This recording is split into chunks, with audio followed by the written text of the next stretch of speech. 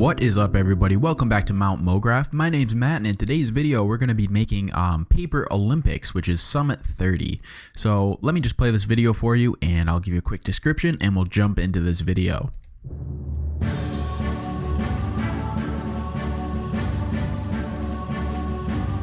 So as you can see, this was inspired by the Winter Olympics, and also FYI, I did put this on the lowest render setting, so we'll just render out really quick for everybody. But if I pause it, as you can see, all these characters and elements have kind of like a paper cutout, like cardboard or something, very Papercrafty, thus the name.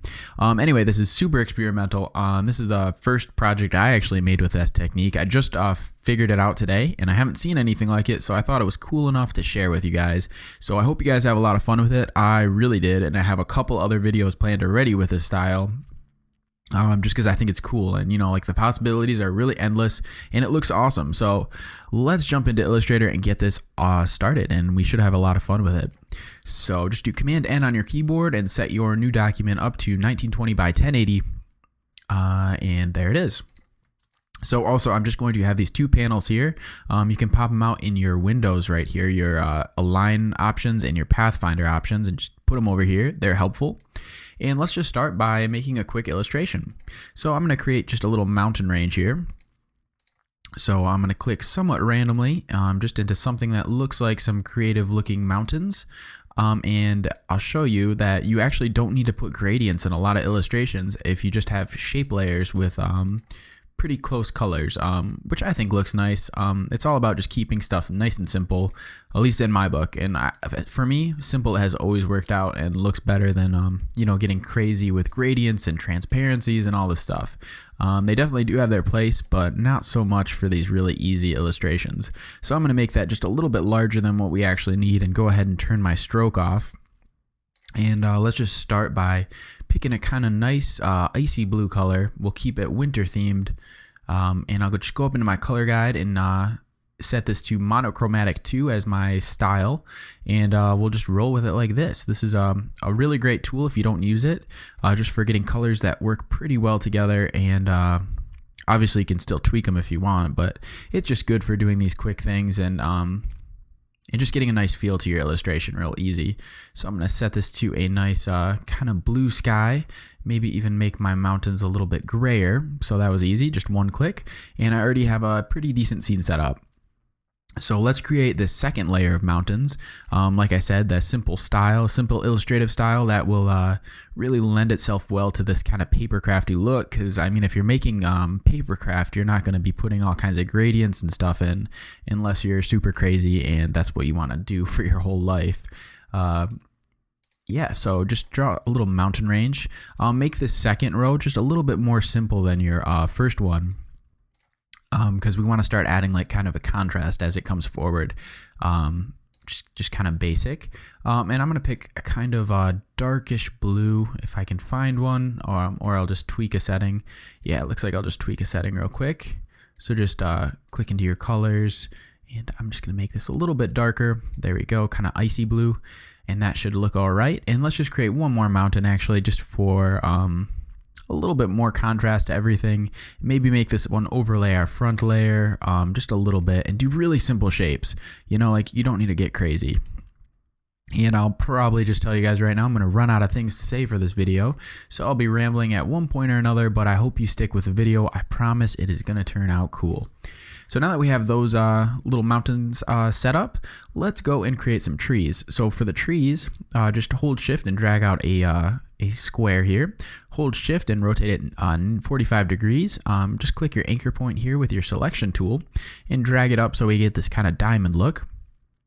Hold Alt and just drag out a little bit, and hold Alt and Shift and just scale it up, and then hold Alt and drag out one more time and scale that up, and then just position it however you want. You don't even have to make a tree like this. You could spend much more time on it, and I'm just going to keep it like that, and then use my pathfinder and merge these or unite these objects together so I get something like that. And let me just go and select a kind of light gray color if I can find one I like. That looks fine, and it obviously contrasts well with everything. And so what I'm going to do is create something. I've kind of coined the toolbox, and so what this is when you're creating lots of elements in a scene, I will just duplicate the element a couple times and just size them differently, especially for this kind of stuff. So I'll kind of get like, 3 different size trees and maybe one giant one. And I'm gonna call this our toolbox. Maybe make this one a little bit bigger. So what I mean by toolbox is if we're making a whole bunch of one object, I don't want to have to resize them all every single time I make them. So in order to get that kind of nice depth between our objects, I'm just going to be using these. So just hold Alt and drag one of our big trees out, and hold Alt again, drag out another one, just kind of put them randomly, and then just go and grab one of your other trees, and hold Alt and drag those out, and just put them wherever. You can have fun with it, and maybe drag a couple little ones in here, just wherever. Something like that. Whoa, I grabbed the wrong tree. And then maybe drag our medium-sized one and put that somewhere as well. Yeah, and I think that looks kind of nice. It's really easy. This is just like background elements too, so you just want the general shape and you don't need anything too intense. So that looks pretty good. I might just add another small tree here just to fill in that spot. Hold and click for my selection marquee and just grab all my trees here until they're all highlighted, and just merge these objects together or unite them. And then I'll just delete my little toolbox because that's all we need them for. So now that I have these trees in the background, what I'm first going to do is scale these down just a little bit. They're pretty large and intense. And just hold Alt and drag them out. And just group these together. So unite those. And now I have this nice layer of trees that I will just be duplicating again because I'm lazy. Right click that and go to transform, reflect properties, and press OK if it's vertical. And just position them somewhere else. And grab a darker color here. So maybe something like that. And it looks like I built a whole other layer, but I really just flipped it because I'm lazy, like I said. And then I'll just hold Alt again and drag this out, scale it down. Right click, transform, reflect, make sure it's set to vertical, okay. Maybe actually scale this up. I went a little crazy on the scale down. And let's kind of grab a different color, maybe a little bit icy blue, a little bit darker. And let's just do one more layer of trees now that we have this nice depth to everything. So I'm going to drag this front layer, just hold Alt and drag it down, and just scale it down a little bit as well. So we have something like that. And then I'll just grab a real dark color. So kind of almost a black. And there we go. We have a really nice contrast to our scene. At least I think so. And maybe I'll move these trees up a little bit. They're getting a little low in our composition. So yeah, so this is just our background and I think it looks pretty sweet. So let's just go and create our hill. So I'm just going to grab my pen tool here and just click and whoa, my pen tool looks funny right now. So I'll just click and hold and drag out my bezier handles and just create a nice curve. Maybe even a little different. You don't have to go too crazy. For this example, I'm just going to use like a basic little dip and maybe like a little bunny hill or something over here. And just have it go on a nice slope off the screen. And we'll call that good. There we go. So we have our slope right here. Maybe click this element and just convert this handle, round it out a little bit. Whoa, what am I doing? So yeah, and then just make this a white layer. And this hill is going to cause us problems right here. So position it as you need to and just try to smooth stuff out a little bit so it's not too rocky. But as you can see, we have our basic scene right here. So that looks pretty good. Let's just import this. Or actually what we should do is create, okay, we'll import this separately. So do Shift or Command S to save this, and we'll save this to our desktop. I'm just going to call this BG for background and press enter and OK, and do Command N, and let's create a new composition. So what we're going to do with this composition is just create a real quick little skier guy. So I'm just going to grab a rectangle tool, hold Alt and press A and select my selection tool, drag these 2 anchor points and click this convert to bezier handles just to get a nice round body. Maybe drag this one in a little bit. Let's grab an orange color. I'm going to use an orange color scheme just to make it stick out real nice from our background. And we'll just create a real quick skier body. It can be kind of small because we are going to be way zoomed out from him. So let me see, I'll just drag an ellipse tool over here and moving the side, moving the top here. Just get a little bit of a squashed head look going for him. And then I'll just drag another circle out over here and maybe rotate this and just select a blue color. Maybe make this a little bit less dark.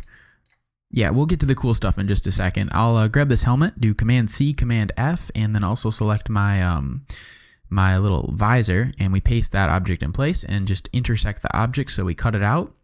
And I'll just move this head on top of this guy's body and scale it down a little bit more proportionally. But yeah, we'll just be in Illustrator for another second and we'll get to the awesome stuff. Or I'm calling it awesome, but it's really just pretty cool. It is totally experimental right now, so if it's not awesome and you don't love it, I'm sorry, I'm still working on the bugs with it, but I think it should be really cool. So I'm just going to draw a quick arm here. And I'll just do eye and bring up my eyedropper tool and just grab the same color as my helmet. And then I'll just create a real quick mitten. So I'll just actually do a rectangle, keep it simple, and just rotate this, position this by his hand and maybe a little bit smaller. It's always hard to talk about illustrating because it's like literally whatever you guys are seeing is exactly what's happening, you know. So sorry if this is getting a little dull. I'll have more to talk about once we actually get into cinema. Until then, though, I'm going to ramble on about this junk. So anyway, let's just create a quick little ski pole. Maybe zoom in and make it a little bit more pointy. That looks fine. And maybe just create, I think it's like, I think they have these. It's just like a little bell or something at the top. And that looks good. I'll select those two objects and just unite those paths together.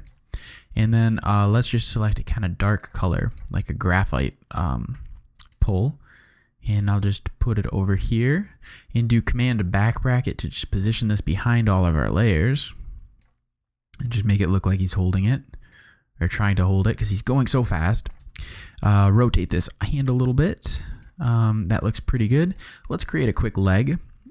So once again, just click about until you get a leg you like. I'm going to make him in a super racing position.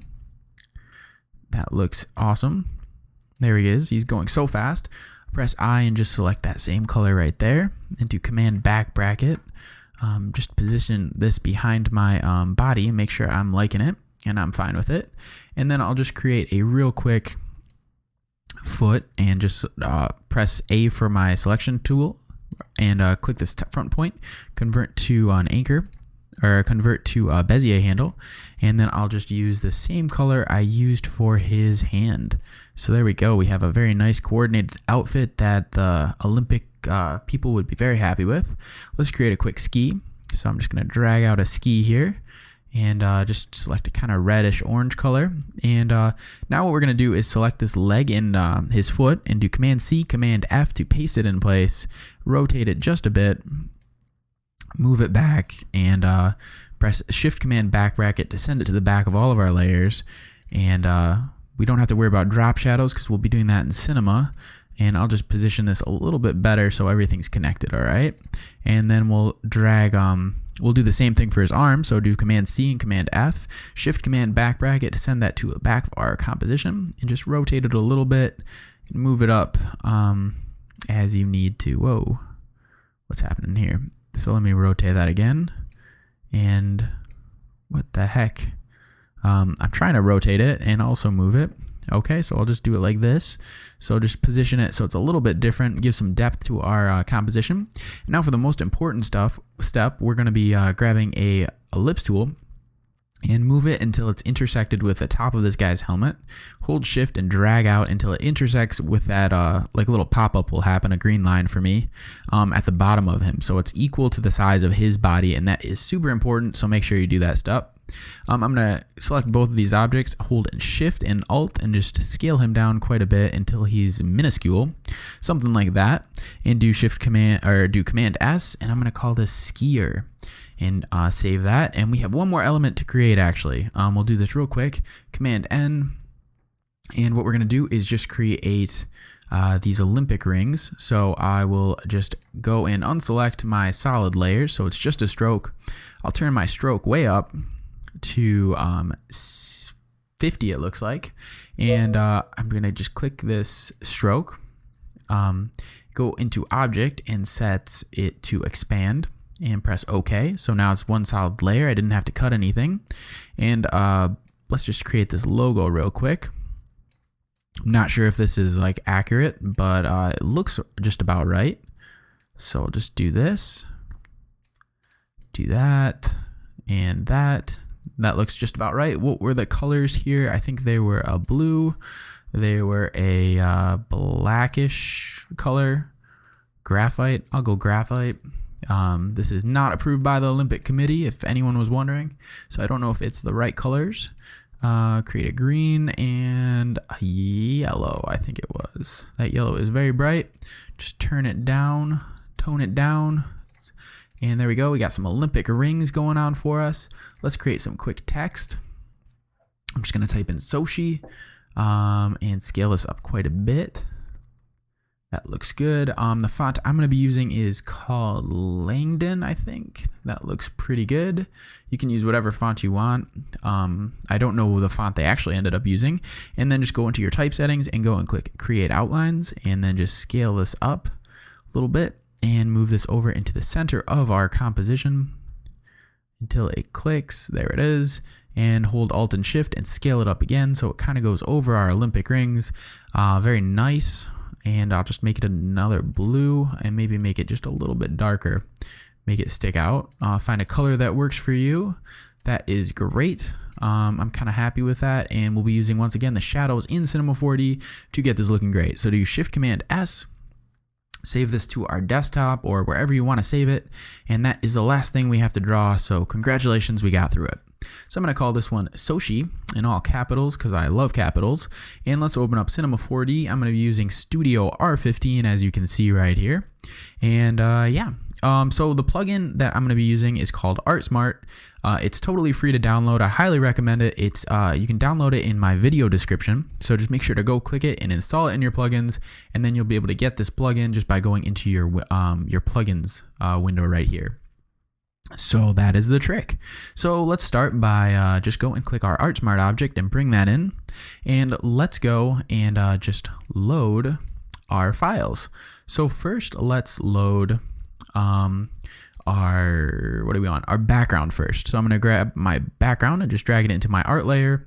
The great thing about ArtSmart is I now have a bunch of 3D layers for myself that I didn't even have to do anything in, but they are in Cinema 4D.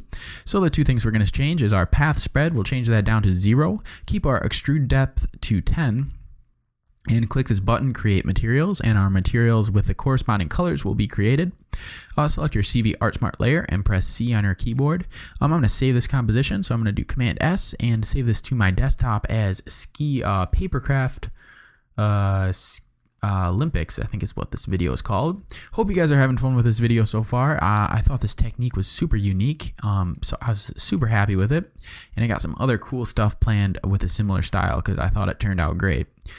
So I'm not tooting my own horn. I'm just saying I thought it was cool. So anyway, let's just grab this top layer here, what would be our sky, and just drag this back a little bit. Next, go into your next layer, and this is actually going to be organized in the same hierarchy we used to build it opposite in Illustrator. So the next one would be the second largest object, and just make a little sandwich. Give each of the layers some space between it, and we'll get something awesome. So let's see, it looks like this is my little extra mountain for no reason. And then this should be our big trees. And you can give it a little bit of space, as you can see. There is some space between each layer, and that'll create some nice shadows for us and create a nice effect. So I'll just drag this one back, and you can just kind of guess. There's not like a set number. It's just whatever looks good to you guys. And drag out my other trees. I think I have one more layer of trees. And we are good. So as you can see, I'll do a quick render for us, Command R. I'm already starting to get a kind of papery looking cool effect. So go up into your render settings actually, and make sure you have ambient occlusion turned on. You can right click and go down to, where would it be? Ambient occlusion. Oh, I already have it selected, but it would normally be right at the top. So anyway, now that with that all selected, let's grab all of these elements except for the very top one, which would be our hill, and do Alt-G to group them in a null together, and call this BG for background. And then I will select this layer, and I'm going to call this hill. So now with our hill selected, what we're going to do is hold T to press T to bring up our scale options and scale this up, or basically extrude it quite a bit until it's much thicker than our other objects, and just drag it back a little bit until there's more space between that than what we did with our other objects. So there's almost like a sense of depth to everything. And that is looking pretty good. So now another plugin that you're going to be using is something called MagicSolo. This is not totally necessary. Actually, we don't need to use it. It's pretty awesome though. It's by Nitroman. It's completely free. Actually, what the heck? Let's use it. I think it's great and it could really help your workflow. So with our Nitroman, you can also install that in your plugins and just dock it somewhere, use it whenever you want. Let's select our hill. And toggle down until you have this hill path.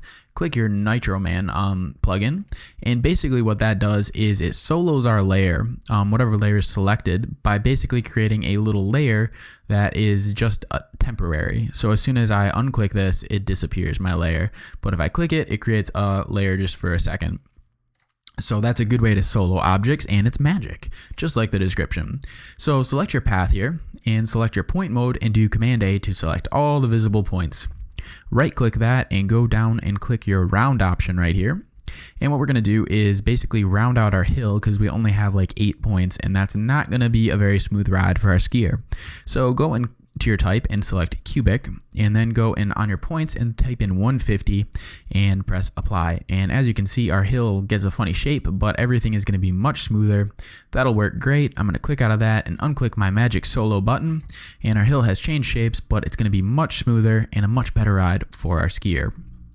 So there we go. We are getting into this project, starting to look great. Let's go ahead and create another ArtSmart object, and what we're going to do is drag in our skier. So just drag your skier into your art layer right here, and go and change your path spread to 0. And what we're going to do is with your CV-ArtSmart object selected, press MagicSolo, and that's just going to solo our object because we don't need to see the background right now. And yeah, I think we're going to actually turn this extrude depth to maybe just 6. The whole 10 made it look a little chunky. So now with that selected, let's create our materials just like we did before. Let me center that window and press C to make them editable and get all these drop downs. And what we're going to do is first drag our sphere out. So find your sphere. You can just click it and it'll highlight. And I'm going to call this sphere. And now the rest of this is going to be called skier. So I'll do that and drag my skier out just like this, and delete my CV-ArtSmart object. And then basically what we're going to do is just position these elements once again in a way that looks good and kind of gives it that paper feel. So I'm going to be finding all his elements. This looks like it's going to be, let's grab his back legs and foot and just move these to the back. Whoa. Or try to move these to the back. There we go. And the cool thing is, since we're perspectively going to be just from the front, we can kind of cheat it and just give it a little bit more depth than what it actually is. So I'll just do something like that and kind of stagger your materials in an interesting way, and we'll use that ambient occlusion. We'll give it a very nice kind of sense of depth, and I think that looks great. So just go ahead and click your objects wherever they may be, and just kind of position them in an interesting way, and make sure to give them all a different sense of depth. So it's going pretty well for me so far. I'm wondering when some problems are going to happen. There's one. And when everything starts to go too smooth, you start to worry. At least I do, you know. Nothing is ever perfect with computers. So I'll just drag this arm and ski to the back over here, and move this hand forward so it doesn't get any glitches in there. Let's see, grab my visor and give this a little bit of depth if I can select it. And just move this head forward, give that some depth. And now from our side view, it looks like we have a pretty cool looking skier, and we're kind of getting some noise, but that's going to be all right. So now that we have our skier set up, it looks pretty funny from the back, or it looks like a really bad model. We're good to go. So with those selected, let's unclick our MagicSolo button. And there's our little models. Those Those are really, really tiny, so maybe select your skier and sphere. Press T to bring up your scale, and we'll just scale this up a little bit, maybe to 140 degrees bigger for me, and that looks a little bit better. Just was too small with the environment. So toggle down your sphere and also the path for the sphere, and drag out your path, and now actually delete your sphere layer.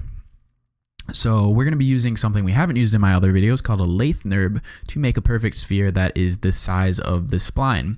So hold shift and go up into your NURBs and click that drop down and go and click lathe with shift selected, and it's actually hold alt and click lathe, and that will make a perfect sphere for us.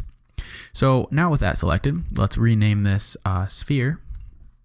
Right click that and go to simulation tags, rigid body, and go over into your collision tabs, your inherit tag, and set this to apply tag to children, just so this tag is applied also to the spline path, so we don't have anything crazy happen. If I press play, the object is going to drop based on the gravity of our project. So let's also make our timeline a little bit longer. Set that to 15 seconds and just scale this up a little bit. And we are almost there. Now let me grab our hill. So I'm going to right click on my hill, go to simulation tags, collider body, go to collision, inherit tag, apply tag to children, so it is applied to all the objects inside of it. And now what we're going to do is press F2 to go into your top view and just position the sphere. Press E on your keyboard and just position this so it's actually like in the middle of our hill here, and then go back into your perspective and it should be lined up properly. And then I'm just going to move this over and over to the top of the hill here. So I'm going to put this right at the peak of our hill, and if I press play, it's going to collide with the hill and actually roll off, but we're having some stupid issues happen. It's kind of rolling, but it's floating. So what this is going to be is, I'll actually do a quick example for you guys because you're cool, and why not? So if I draw a rectangle in Illustrator, just grab a random color. When I select it, the outline is a square and my shape is a square. But if I delete one of the points, we're still going to get a square outline, even though it's a triangle shape, because it takes the two widest points and makes like the most parametric of objects possible. At least that's what computers do. So in Cinema 4D, that is what is happening. It's taking these 2 points and just kind of smoothing out the dip in it, which we don't want. We'd like to see the ball roll down. So go into your hill settings and go into your rigid body tag and go into your shape settings under your collision and set the shape type to static mesh, and go back to the beginning, frame 0, press play again, and now we will have fixed our issue and the ball is going to roll on our hill. So the thing is, you can't add dynamics so easily to this kind of object because it's going to spin and rotate, and there's just, it reacts like real life, and unfortunately his legs aren't going to bend. That would be a lot of rigging that's unnecessary for this kind of look. So I'm using a sphere as kind of like a dummy to get the motion I want for our skier to take, if that was too confusing. But anyway, so we have our ball rolling, but when we watch our ball roll, typically it'll fall off. If it doesn't, I'd be surprised, and it doesn't, so I'm surprised. But you guys might have an issue. Normally it'll like roll off or start going off on the wrong direction. I got lucky, but I'll show you a quick way to fix that if that is an issue you're having. So what we're going to do is just go and create a plane object, press F2 to go into your top view, just zoom out a little bit, press R on your keyboard to rotate it 90 degrees. Oh, I scaled that down. Rotate it 90 degrees. Press T to bring up your scale and scale it up quite a bit till it's giant, and you'll see this black line. And just zoom in a little bit and position this pretty close to the ball, not quite touching the ball, but just definitely, it's going to be like a blocker. And so right click your plane, go to simulation tags, collider body, and set your bounce, friction, and collision noise to 0. And this will basically just negate anything other than, it's going to be like a bumper, it's not going to add the friction of our object or do anything bad to it. So that's great. So let's bring up our move tool, press command and duplicate this object and just put a bumper on the other side of our ball. And then go back into your perspective, press F1. As you can see, we have this almost a hallway for our sphere to roll down, but we don't want to see that in our render in this view. So hold Alt and click these traffic signals here, and we're still going to get that hallway affecting our ball. but we're not going to be able to see it in our render. So it is really just like an invisible bumper. So that's looking pretty good. So now in this animation, what we're going to want to do is, this ball is reacting well. It's rolling down the hill, but there's definitely, it's not quite that like smooth, icy movement. So let's go into our hill settings and our collider tag and go down into our bounce, friction, and collision noise, and also make these 0 to get that kind of like slippery ice movement. So let's press play, and as you can see, now the ball's not rolling as much as it's sliding, and now it's like it has some speed to it, and it looks great. So I'd like to take this motion and give it to our skier. The problem with that is the ball still does rotate, and the skier would rotate kind of too, and that is not what we want. So what I'm going to do is go into my Mograph module here and select a tracer, and in my trace link on my tracer, drop my sphere into it. So if I press play, it's going to track all the different vertices of my sphere, and we're going to get way too many lines to trace, way too many splines. We don't want those. So I'm going to go and click Trace Vertices and unclick that, and when I press play, it's only going to track the middle of our object, which is perfect. So let's just go to the beginning if you haven't and press play, and just let it play forward until the ball is off the hill. So I'll let it play for another second, and that is good. So just select your tracer and press C, and it'll convert the tracer into spline points, as you can see. So these are all going to be points for us. I'm going to set the type to cubic as well, and the intermediate points to natural, just so it's nice and smooth. And let's go up to this top here, and let's just delete a couple of these points. So I'm going to go and select my live selection one. I don't really want the drop points so much, and just delete those. Delete that one, and that looks great. So now what we're going to do, we don't really need our sphere anymore, and I'm going to just hold Alt and click that so it's hidden. And now I'm going to grab my skier, right click my skier, go to Cinema 4D tags, align to spline, and drop my tracer into my spline path there, and my little skier guy is going to align to my spline just like it says. Very easy, and if I change my position, he's going to be able to move along this path perfectly. One of the problems is he's not tilting with the path. So let's just turn on our tangential motion, and he's going to rotate a little crazy, which we don't want. So let's press L to bring up our axis modification, or just click this little icon right here and press R, and we're going to just rotate. Whoa, we're going to just rotate this. What the heck? Let's actually go to frame 0. What do we have to do here? I'm going to set this back to 0, and we'll just try to fix him so he's not doing such craziness. That did not fix him. Can't rotate him that way. Yeah, sometimes this tangential motion doesn't work, and you just have to mess around with the axis until it lines up right. I'm just trying to find the right one to change. Just about there. Just a little bit more, buddy. He's a little crooked. This can get annoying real quick. It's getting annoying pretty quick for me. So it does. I'm not gonna spend too much time getting him perfect, but you guys will probably get the idea. You want to just move that around until he's more lined up, and now he's still not perfect. That's really annoying. So we'll just change this until it looks like he's lined up a little bit better. There we go. Yeah, much better. He's on the path. And then we'll press E and just move our axis modification until he's kind of on top, like he's intersecting our hill, just like he would with snow. So it doesn't have to be perfect. And now what we're going to do is go to our frame 0, if you haven't, and go into your align to spline path here, and just set this position to 0, or maybe like 9 for me. He like flips around all crazy on these first ones, just because the ball was dropping and I was probably trying to figure out what was going on. And I'll set a keyframe, or whoopsie, not set a keyframe. I'm going to hold command and click my position, and then I'll just go forward to maybe 5.8 seconds and just turn my position to like 68 or until he's off the hill. And let's see how this motion is looking.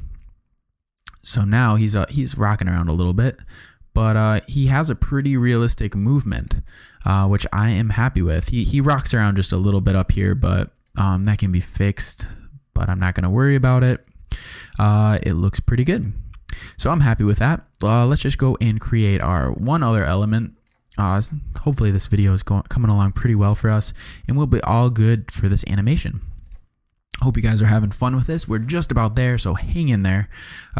Let's go and click our ArtSmart object one more time, and we are going to drag in our Soshi, or however you say that word, Olympic things we created into our ArtSmart object, and just turn your path spread to 0 like we did before.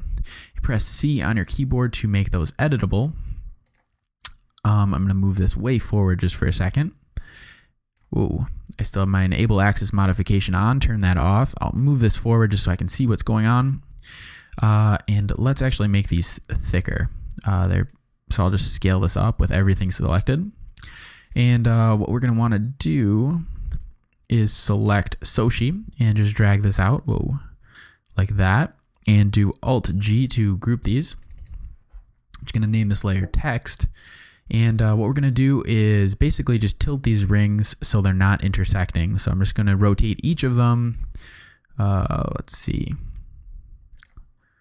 I'm going to rotate each of them just a little bit just to give some depth. I don't know what the actual layout is supposed to be like. I'm not on the Olympic committee, obviously. Putting up YouTube videos. So not quite at the Olympics. But that was really dumb. Hope none of you guys laughed at that because that was like the worst thing I've ever said. And yeah, just move them around a little bit, get some depth, and then move this text layer back just a little bit until it's floating above our text. I'll drag this layer out of my CV-ArtSmart object, delete that null, and I'm just going to call this title. And let's see. Now what we're going to do is create, or go into our cameras and set it to your camera tab right here. Set it to front and then just zoom out a little bit. So we're only going to be able to see from the front. Our perspective is gone, but that's how you get that nice flat style. So I'll press T and scale down my Soshi a little bit and actually go back into my camera's perspective and just grab my title, I said, and just move this back. Actually, it was so far away from everything. Move this up, go back into cameras and set that to front. Zoom out quite a little bit and just position this wherever you want. I'll do Command R real quick and we'll see how our scene is looking. So it's starting to look pretty good. We have that papercrafty look. I'm digging it. But let's add some lights to the scene and then we'll be pretty much right there. So I hope you guys had fun with this video. Please, if you thought this was cool or anything at all, like this video or subscribe to the channel. I love hearing from you guys too. So if you end up making something cool with this technique, please share. Love to see from you guys and hear from you guys. And that is my spiel for the day. So let's go and create our light real quick. We'll just create a light. And what we're going to do is turn our intensity to just keep it at 100. We're going to go into our shadow type and change this to area. And we'll change our omni light also to an area light. Let's go into our details. We'll turn our outer radius up to about the size of the scene. So it looks like mine's going to be 929. I'll turn my size is actually fine as is. Let's turn our samples up to maybe 50. And what this is going to do is smooth out uneven light dispersion when we add our fall off. So that's important. Turn your samples up a little bit. Under our fall off, let's turn this on to inverse square clamped. And so we have a nice fall off and it'll give us a nice ring of light. Let's turn it on to radius or Z direction only. So it's only going to be coming out of the side with the blue arrow. If I tilt this, we're going to get that fall off as you can see with the line. So that's good. Or that's not actually good, but it's good to know. And let's turn our radius decay actually up and give it just a little bit more room to fall off. I'm going to turn mine up to about the size of the scene, so 1039 for me. Let's go into our visibility and let's change our fall off distance. Where is this? What am I looking at here? Actually, I guess we won't change our fall off distance. Let's change our outer distance. Actually, we'll turn this up just a little bit, crank it up to maybe like 700 or so. And that's just the fall off distance. And let's change our sample distance up also to smooth out our shadows. I'm going to turn mine to 51, it looks like. That's what I stopped on. So let's go into our shadow. This is kind of annoying to explain, but accuracy we're going to turn down to 1. Minimum samples will turn to 3, and our max samples to 330. Basically, accuracy takes precedence over your minimum samples, but our maximum samples. Maximum samples makes everything look better, so if you turn your accuracy down to 1, it doesn't take priority, and your maximum samples makes everything look better. That is the short, dirty version of how to make it look alright. So let me just rotate this like that, 90 degrees, and I'm going to lift this above my scene and get a nice ring of light, and then hold command and drag this out and rotate this, and just move this down a little bit. We're going to put it kind of in the front as a fill light, and now let's just go and click cameras and go to front, and let's see how our scene is looking. Do Command R. We should be getting some shadows. I want a little bit of noise, so far this is looking pretty good.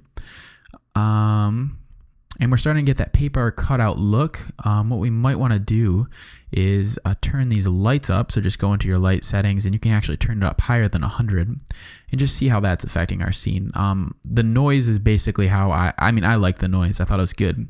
Another quick little tip is let's select all of our materials down here. So just hold shift or just click and drag and go into your basic settings.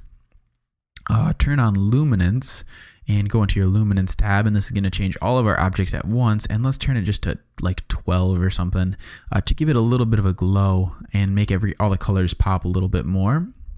Yeah, that's looking pretty good. I might go into my render settings, change my ambient occlusion ray distance down to maybe like 20% or 20 centimeters, so it's not so distorted looking. And that looks a little bit better. I'm okay with the noise. You can tweak the settings a little bit more, or if you want to get rid of the noise, you can also just add, you can add other lights to the scene. Maybe go into your perspective and just add like a light over here. Maybe lift it up a little bit and make the color of this light maybe like a light blue, kind of icy tones. And I'll duplicate this light, hold command, put it over there, and we'll pretend the sun's over there. So I'll make almost a little yellow orangey color. And let's just go into cameras, front, and see how this is looking.